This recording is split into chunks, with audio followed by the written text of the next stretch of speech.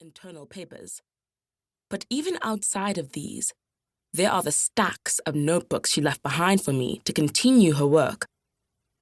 SATEC made several offers for my mother's archive over the years, as did Harvard, Cambridge, and Tsinghua, but I've refused them all.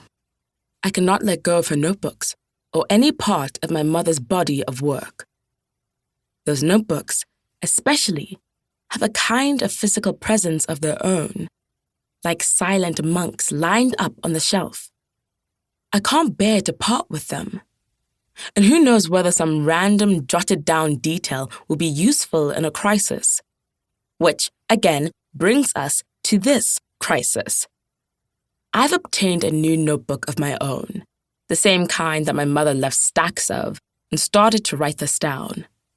Digital is too dangerous, too easy to leak.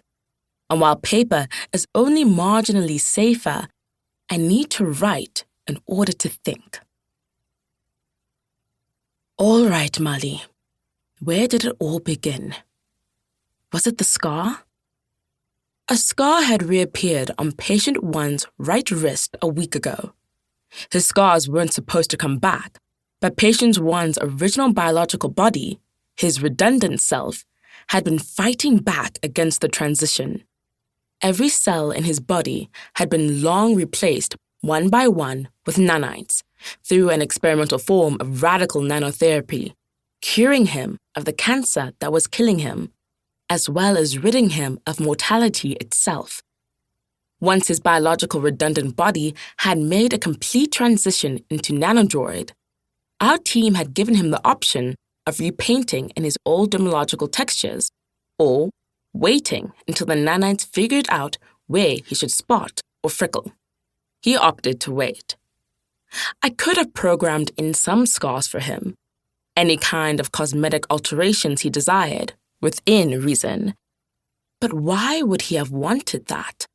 At least, not a burn scar on the wrist, reportedly suffered decades ago while cooking with a tiny oven when his husband and he were graduate students. But that small slit of discoloration, so slight as to be invisible to most, had returned from the past to haunt us once more. His old body and all of its old memories were coming back.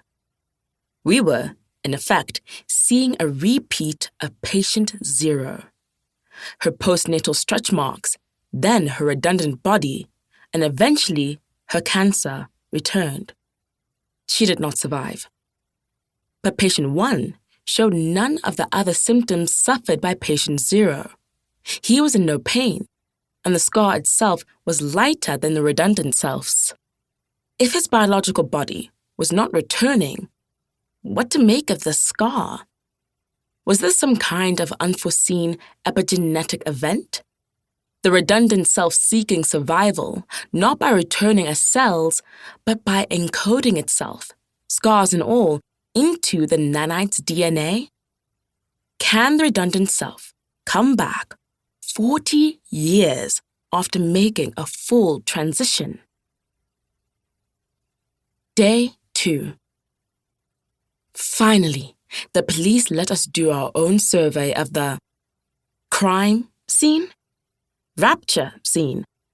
God, I hate language and I hate writing even more.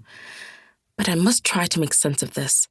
And the language of writing is the only way I have of looking at my own thoughts. And writing by hand, I feel like a cave woman making marks on the wall.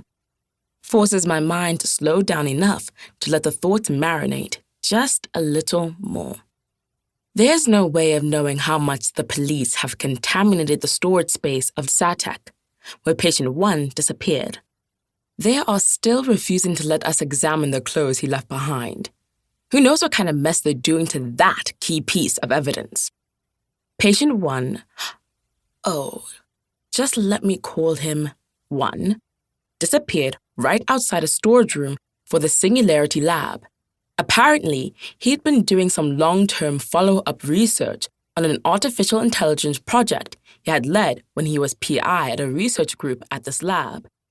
Something about an AI that reads poetry. Am I remembering?